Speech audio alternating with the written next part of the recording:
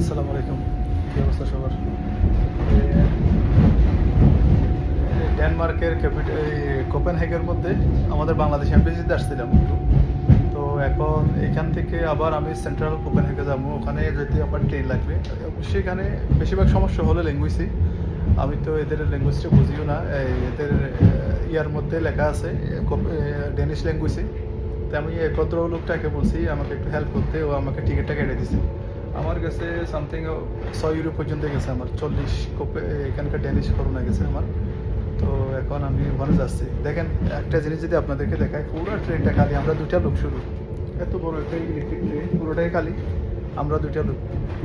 অনেক ভালো একটা লোক, আসলে ডেনমার্কের লোক অনেক ভালো, very perfect guy, perfect people. In my private train, Yeah.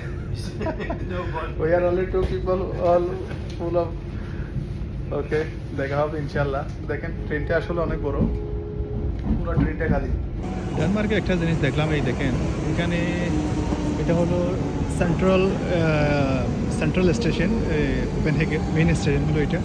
এখানে দেখেন কতগুলো ইয়া, এই যে দেখতেছেন এখানে, এগুলোই হলো এখানে মানুষগুলো এসে কার্ডগুলো পাঞ্চ করতেছে। কত মানুষগুলো মানে শৃঙ্খলা, এদের কাছ থেকে আসলে এটা শেখার দরকার। কারণ এখানে কোনো স্টেশন মাস্টার নাই, কোনো কেউ নাই, এখানে কেউ নাই। আপনি দেখতেছেন এখানে সবগুলো পাবলিক, যার কাছে সে আসতেছে কার্ড পাঞ্চ করতেছে, দেখতেছে। এখানে কার্ড পাঞ্চ না করলে আপনাকে কেউ কিছু বলবে না যে আপনি এখানে পাঞ্চ করেন নাই। আমি টিকিট কাটছি, কেউ আসে না যে টিকিটটা চেক করার জন্য।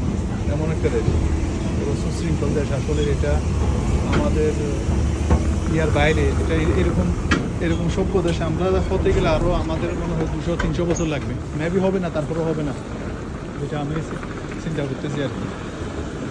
দেখেন এটা হলো এই কোপেনহেগের সেন্ট্রাল রেলওয়ে স্টেশন। এটা কত পাবলিক আস্তে আস্তে যাইতেছে, কোনো ইয়া নাই, সবগুলা নিজ যার মতো করে চলতেছে। এখানে কারোর সাথে কোনো ইয়া নাই এখানে। আসলে অসাধারণ। আসলে এই দেশে আসলে ভ্রমণ করাটা এই জন্য দরকার, তাদের কাছ থেকে অন্তত হলে একটু হলেও আপনারা কিছু শিখতে পারবেন। কারণ তাদের নেচারগুলো যে এত ভালো, আর মানুষকে এত হেল্প করে। আমি একটা লোককে বললাম আমাকে একটু হেল্প কর, আমি জানি না আসলে কীভাবে টিকিটটা কাটতে হবে, কারণ এখানে সব হলো ডেনিশ ল্যাঙ্গুয়েজের মধ্যে।